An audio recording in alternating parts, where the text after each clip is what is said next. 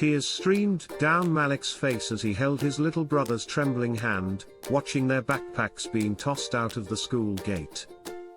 The words "You're expelled" rang louder in his ears than the morning bell ever had.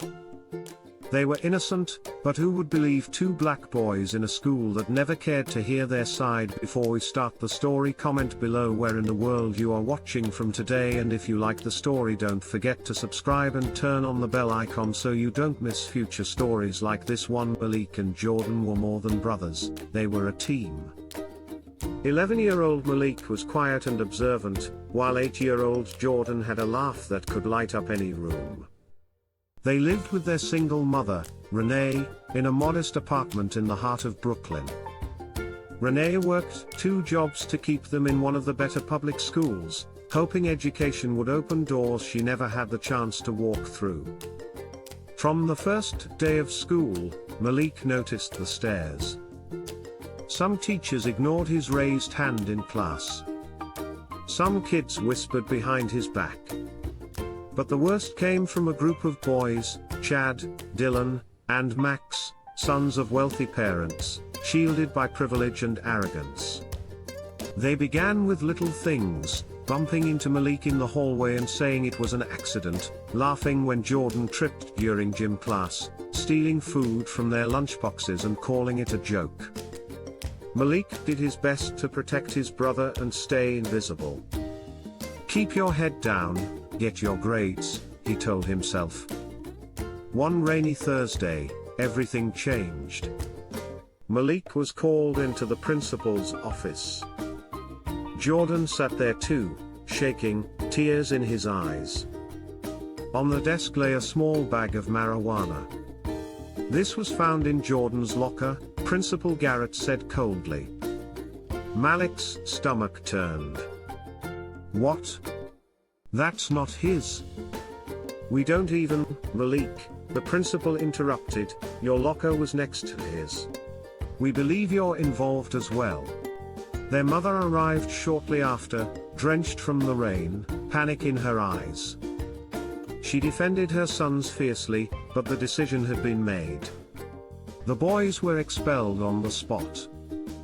Malik couldn't sleep that night. Neither could Jordan. Renee sat on the floor of their living room, holding her head in her hands. "Why would they do this?" she whispered. "Because we're easy to blame," Malik said bitterly. But he wasn't going to let this be the end. The days that followed were heavy with silence. Renee tried to hold herself together, waking up early for her shifts, but her face was drawn with worry. Jordan stopped drawing. He used to love sketching superheroes, now he just stared at blank pages. Malik wandered between rooms like a ghost, carrying guilt he didn't deserve. Renee contacted a lawyer. She went to the school board. But it was like shouting into the wind. No one wanted to challenge the story already painted by a powerful parent whose son, Dylan, claimed to have seen Jordan sneaking around before the drugs were found. No cameras. No proof. Just words, and Malik and Jordan's words were weighed less. Meanwhile, the boys Chad, Dylan, and Max celebrated in whispers behind closed doors. Their plan had worked. Malik knew in his heart they had done this. Jordan was always a target. Last month, Dylan pushed him on the staircase, and Jordan ended up with a bruised elbow. When Malik reported it, the teacher said, "Boys will be boys." That was the first time Malik understood the rules weren't made for kids like him. Weeks passed. Renee got Malik and Jordan into a local tutoring center to keep them learning while she fought the case.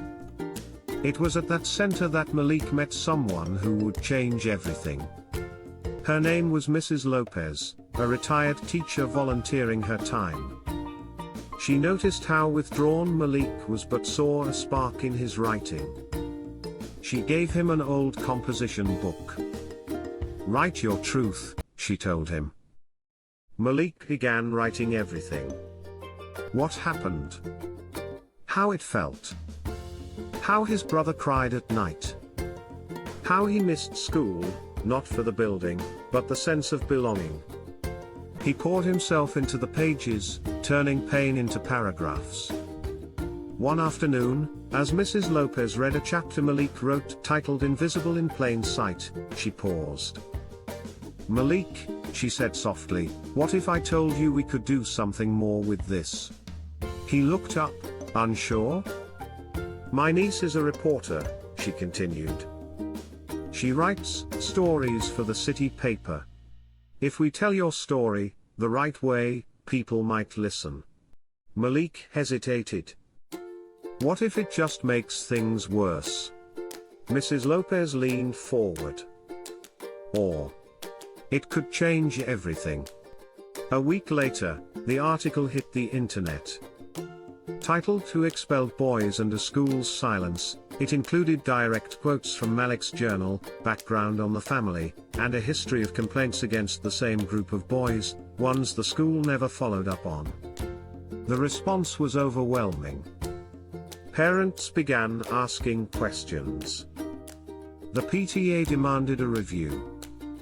An old janitor, Mr. Jenkins, came forward saying he'd seen Dylan sneaking near Jordan's locker just before the drugs were found. Suddenly, the school had no choice but to reopen the investigation. Principal Garrett called Renee with a change in tone. "We'd like to invite you and your sons for a meeting." Renee didn't cry this time. She smiled. At the school meeting, Malik held Jordan's hand again, but not in fear this time, in strength. A new district officer was present. Mr. Jenkins testified. The boy's history of bullying was brought to light, including hidden records the school had buried. Mrs. Lopez's niece spoke passionately about systemic bias and the danger of rushing judgment, especially against children of color. When it was revealed that Dylan's fingerprints were on the plastic bag found in the locker, the room went silent. Principal Garrett looked ashamed, but only slightly. Renee stood up. "You didn't just expel my boys. You crushed their spirit. You made them doubt their worth. You allowed this." No one dared interrupt her. In the end, Malik and Jordan were officially cleared. Their expulsion was erased from their records. The school board suspended the 3 bullies, and the principal was put under review. But the biggest win wasn't the apology, it was what came after. Malik's story was picked up by national outlets.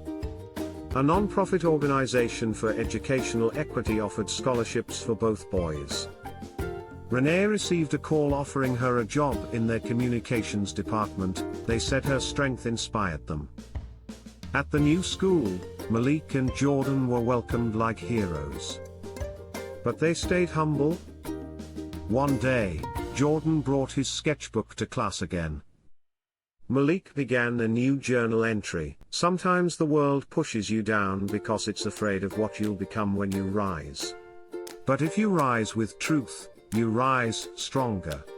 You rise not just for yourself, but for every kid who's ever been told they don't belong." And today, we rose. The days after the apology felt different. Malik noticed it first when the new principal of their new school, Mrs. Holloway, stopped by their classroom and greeted each student by name, including his and Jordan's. That small gesture carried the weight of something he hadn't felt in months: respect. Still, healing wasn't instant. Jordan flinched when boys laughed too loudly near him. He avoided eye contact during lunch. Malik started walking him to every class, sitting beside him in the cafeteria, never letting him out of sight. One afternoon, while working on a group art project, a classmate named Amina noticed Jordan's sketchbook. "Did you draw this?" she asked, pointing to a superhero with wings shaped like shields. Jordan nodded shyly. "This is amazing. You should make your own comic book," she said. It was the first time in weeks Jordan smiled without forcing it. That night, he worked late into the evening on new sketches. Malik, sitting at his desk nearby, glanced over and smiled. Jordan was coming back. Meanwhile, Malik's story continued to ripple across the city. Local leaders invited the family to speak at community forums. Renee was asked to share her experience with other mothers whose children faced school discrimination. Malik, though quiet by nature, found his voice in writing. His essays on race, justice, and childhood pain were shared on educational websites, even winning a Youth Journalism Award. But the fame didn't fix everything. At a citywide education town hall, Principal Garrett appeared on stage, trying to reshape his image. "We're making changes," he said. "We've always had the students' best interests at heart." Malik's hands clenched. That night, he wrote an open letter. "Justice is not about pretending the damage never happened. It's about making sure it never happens again. Our names were cleared, but the scars are still healing. And the silence from those in power during our suffering still echoes." The letter went viral. The school board had no choice but to open a full audit of how past disciplinary cases were handled, especially those involving minority students. Real change was beginning. Then came a moment Malik never expected. A boy approached him after school. He was small, maybe 7th grade, with nervous eyes and a fidgeting backpack strap. "You're Malik, right?" the boy asked. "Yeah. I just wanted to say thank you," the boy mumbled. "I was scared to talk about what they did to me. Chad. He shoved me in the locker room once. Said if I told, no one would believe me anyway." Malik didn't speak for a moment. His chest tightened. He looked at the boy and said quietly, "They will now. I promise." He walked home that day with a weight lifting off his shoulders. For the first time, he didn't feel like a victim.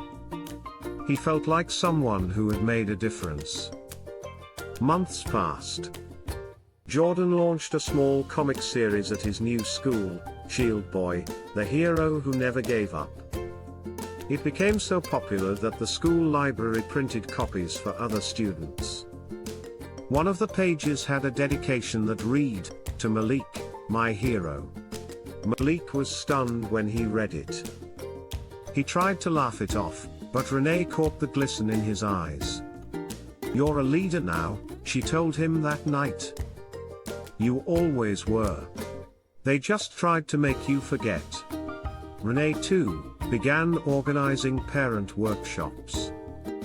She led sessions titled "How to Fight When the System Fails," teaching families how to demand fair hearings, file complaints, and document injustices. She made sure no one else would walk the same painful path blindly.